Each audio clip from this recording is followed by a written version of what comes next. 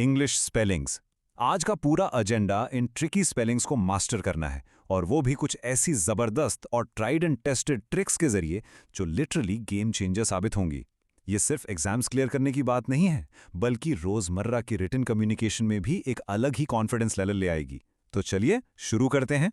अब सबसे बड़ा सवाल ये आता है कि क्या इंग्लिश स्पेलिंग्स में सच में बार बार गलती होती है? अगर जवाब हाँ है, तो बिल्कुल घबराने की जरूरत नहीं है। ये एक ऐसी प्रॉब्लम है जिसका सामना लगभग हर लर्नर करता है। असल में इंग्लिश भाषा की स्पेलिंग्स थोड़ी इलॉजिकल और फ्रैंकली काफ़ी अजीब होती हैं। जो हम बोलते हैं, ज़रूरी नहीं कि लिखते वक्त भी वही लेटर्स आएं। यही बात बहुत फ्रस्ट्रेटिंग लगती है, राइट? पर टेंशन मत लीजिए, आज इस कन्फ्यूजन का हमेशा के लिए सोल्यूशन निकालने वाले हैं। Okay, let's dive into this. आज के इस एक्सप्लेनर का स्ट्रक्चर कुछ इस तरह रहेगा। पहले बात करेंगे इंग्लिश स्पेलिंग डिलेमास पर, उसके बाद देखेंगे 5 एसेंशियल ट्रिक्स, और आखिर में एक क्विक टॉप 10 प्रैक्टिस क्वेश्चंस का राउंड होगा। ध्यान से सुनिएगा, क्योंकि एंड में आने वाला रैपिड फायर टेस्ट इन्हीं ट्रिक्स पर बेस्ड होगा। तो शुरुआत करते हैं पहले सेक्शन से, English spelling dilemmas, understanding the challenge. आखिर कम्पिटिटिव एग्जाम्स में ये डिटेक्टिंग मिसस्पेल्ड वर्ड्स का टास्क होता क्या है? बेसिकली यहाँ 4 या 5 वर्ड्स दिए जाते हैं, और टारगेट होता है उस एक सिंगल गलत स्पेलिंग वाले वर्ड को स्पॉट करना। ये बिल्कुल एक छुपी हुई गलती को ढूंढ निकालने जैसा है। एक जायंट पजल में से वो एक गलत पीस पहचानना, यही अपना अल्टीमेट गोल है आज। अब आते हैं अपने दूसरे और सबसे इंपॉर्टेंट सेक्शन पर, 5 essential tricks, the learners tool kit. चलिए देखते हैं वो 5 सीक्रेट वेपन्स आखिर क्या हैं। Now what's really interesting about this first trick is हमेशा साइलेंट लेटर्स को याद रखना। उदाहरण के लिए वर्ड लीजिए नाइफ। बोलते वक्त तो नाइफ साउंड करता है, तो लॉजिकल लगता है कि एन से शुरू होगा, राइट? लेकिन यहाँ के कंप्लीटली साइलेंट है, और सही स्पेलिंग KNIFE बनती है। इंग्लिश की यही तो सबसे ट्रिकी बात है। ऐसे साइलेंट लेटर्स वाले वर्ड्स एग्जाम में सबसे ज्यादा धोखा देते हैं, तो इन पर खास नजर रखनी है। दूसरी ट्रिक जुड़ी है इन डबल लेटर्स से। जैसे एक वर्ड है अकोमोडेशन। अक्सर कंफ्यूजन होता है कि शायद एक ही लेटर डबल आएगा, लेकिन असल में अकोमोडेशन को बोथ डबल C और डबल M की जरूरत होती है। अगर यहाँ सिंगल C या सिंगल M लिख दिया तो पूरा वर्ड वहीं गलत हो जाएगा। इसको याद रखने का सिंपल तरीका है कि अकोमोडेशन यानी रहने की जगह, और नई जगह में हमेशा एक्स्ट्रा स्पेस चाहिए होती है, इसलिए दोनों लेटर्स डबल आएंगे। मूविंग ऑन, तीसरी ट्रिक एक बहुत ही क्लासिक रूल पर बेस्ड है। रिसीव वर्ड देखिए। इंग्लिश का एक बड़ा मशहूर रूल है, I before E except after C। इसका सीधा सा मतलब है कि जब लेटर C के बाद E और I की साउंड आती है, तो हमेशा पहले E आता है और फिर I।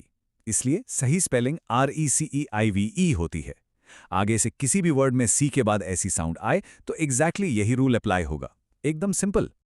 अब देखते हैं चौथी ट्रिक, जो सफिक्सेस और प्रीफिक्सेस के बारे में है। हैप्पी शब्द को ही लीजिए, जिसके आखिर में Y आता है, पर जब इसमें सफिक्स नेस जुड़ता है तो वो Y मैजिकली बदलकर I बन जाता है, और सही स्पेलिंग बन जाती है HAPPINESS।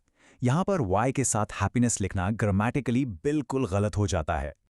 और अब पांचवी और शायद सबसे क्रूशल ट्रिक, प्रोनाउंसिएशन पर कभी भी आंख मूंदकर भरोसा नहीं करना। डेट वर्ड इसका एक ब्रिलियंट एग्जाम्पल है। इसे प्रोनाउंस तो डेट किया जाता है, जहां बी की कोई आवाज ही नहीं होती, लेकिन लिखते वक्त DEBT लिखना एब्सोलूट जरूरी है। अगर सिर्फ साउंड के हिसाब से DET लिख दिया तो गलती पक्की है। तो अब अपना टूल किट रेडी है। तीसरे सेक्शन में चलते हैं, top 10 practice questions, rapid fire test.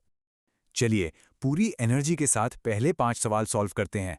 Question 1 में ध्यान से देखिए, रिसीव की स्पेलिंग ऑप्शंस में गलत दी गई है। याद है ना वो तीसरी ट्रिक, C के बाद E पहले आना चाहिए। क्वेश्चन 2 में एरर अकोमोडेशन में पकड़ा गया, यहाँ सिंगल C दे दिया गया है जबकि डबल चाहिए था। क्वेश्चन 3 में सेपरेट गलत है, क्योंकि सही स्पेलिंग हमेशा SEPARATE होती है। क्वेश्चन 4 में नेसेसरी कंप्लीटली रॉन्ग है, इसमें सिंगल C और डबल S होना चाहिए। और क्वेश्चन 5 में एनवायरनमेंट गलत है, क्योंकि वहां से N गायब कर दिया गया है। देखा, ये ट्रिक्स बिल्कुल स्पॉट ऑन तरीके से इन एरर्स को एक्सपोज कर रही हैं। एग्जैक्टली इसी स्पीड को आखिरी 5 सवालों पर आजमाते हैं। क्वेश्चन 6, बिगिनिंग बिल्कुल गलत है, इसमें आखिर में डबल N आना चाहिए। क्वेश्चन 7 में राइटिंग पे गौर कीजिए, राइट में एक ही टी होता है, इसलिए राइटिंग में भी सिर्फ एक टी आएगा, डबल नहीं। क्वेश्चन 8 में ब्यूटीफुल में डबल एल रूल को कंप्लीटली तोड़ रहा है। फुल सफिक्स में हमेशा सिंगल एल आता है। क्वेश्चन 9 में डिसीजन में डबल एस गलत है, सिर्फ सिंगल एस आएगा।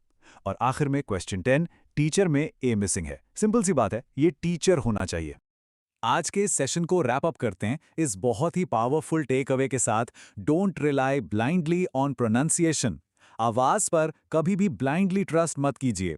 एक बार सोचकर देखिए, ऐसे कितने एवरीडे वर्ड्स होंगे जिन्हें हम अनजाने में गलत लिख रहे होंगे, सिर्फ इसीलिए क्योंकि हम उन्हें वैसे ही लिख देते हैं जैसे वो सुनाई देते हैं।